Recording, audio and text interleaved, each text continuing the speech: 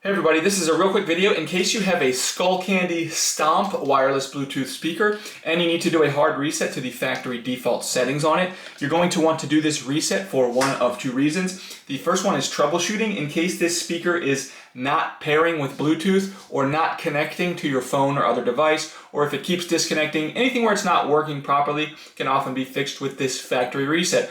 The second reason you might want to do this is any situation where you want to delete all of the pairing history, all of the settings off of it, so that you can go ahead and basically set this up like it's a brand new speaker coming out of the box. It's really easy to do. All we need to do is come in on this speaker and find the volume up and the volume down buttons and press and hold them for 10 seconds simultaneously. And this will have the speaker revert back to its factory settings and delete all previously paired devices. The LED will blink between red and blue while it's resetting. Once it's reset, you can go ahead and set this up, reconnect it to your phone as a brand new speaker.